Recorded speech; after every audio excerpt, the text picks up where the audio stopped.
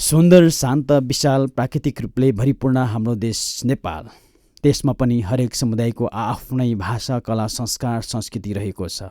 गीत, सङ्गीत, कला, संस्कृतिको कुरा आउँदा गण्डकी प्रदेशको छुट्टै स्थान पहिचान छ। गण्डकी प्रदेश स्याङ्जा जिल्ला, साबिक माझकोट शिवालय, हालको वालिङ नगरपालिका 3 माझकोट, तत्कालीन भिरकोट, माझकोट, आर्थर, आँधीखोला, सेरोफेरो मौलिक लोक संस्कृतिको खानी हो भन्दा दुई मत नहोला। यो सेरोफेरोमा गुरुङ जातिको बाहुल्यता रहेकोले कहिलेदेखि नाच्न सुरुवात गरियो भन्ने कुनै आधिकारिक लिखित रूपमा तथ्याङ्क प्रमाण नभए तापनि सदियौँदेखि विशेष गरी बुद्ध जयन्तीको अवसर पारेर हरेक वैशाख पूर्णिमाको दिन घाँटु नाच नाच्दै आइरहेको छ। यहाँ दुई फरक फरक खालको घाँटु नाच नाच्ने गरिन्छ, सतीघाँटु र बाह्रमासे घाँटु। सतीघाँटु वैशाख पूर्णिमाको दिन मात्र नाच्ने गरिन्छ भने बाह्रमासे घाँटु जुनसुकै बेला पनि नाच्ने गरिन्छ। विशेष गरी घाँटु नाच त्यति बेला सिङ्गारकोट, खाल्टे, माझकोट, राम्चे, बाङ्खी, रानीसोरा, सपाउँदे, मनकामना, क्योरी, बनकट्टा लगायत आँधीखोला सेरोफेरोको गाउँ गाउँमा नाच्ने गरिन्थ्यो भनी अग्रजहरूको भनाइ छ। आजभोलि अग्रजहरूको महाप्रलयसँगै मौलिक लोक संस्कृति घाँटु नाच पनि हराउँदै जाने क्रममा छ। मौलिक लोक संस्कृतिको संरक्षण र सम्वर्धन गर्नको निमित्त पुर्ख्यौली घर, स्याङ्जा जिल्ला, भिरकोट, आर्थर, माझकोट शिवालय, आँधीखोला सेरोफेरोमा भई हाल बसाइसराईको क्रममा बुटोल, बदेल पोखरी, तेह्रा, मिलनटोल, बाबा स्वर्गीय खेमबहादुर प्लेतमु र आमा स्वर्गीय भद्री कुमारी तमुको पुण्य स्मृतिमा उहाँका छोरा हाल हङकङ रहनुहुने चेतबहादुर गुरुङको परिकल्पनामा यो बाह्रमासे घाँटु अडियो भिडियो निर्माण गरिएको छ। बाह्रमासे घाँटु गीतमा गुरु आमाहरूको आवाजसँगै मौलिक गायक नेत्र गुरुङले पनि आवाज भरेको छ। बाँकी भिडियो मार्फत यहाँले हेर्न सुन्न सक्नुहुनेछ। धन्यवाद।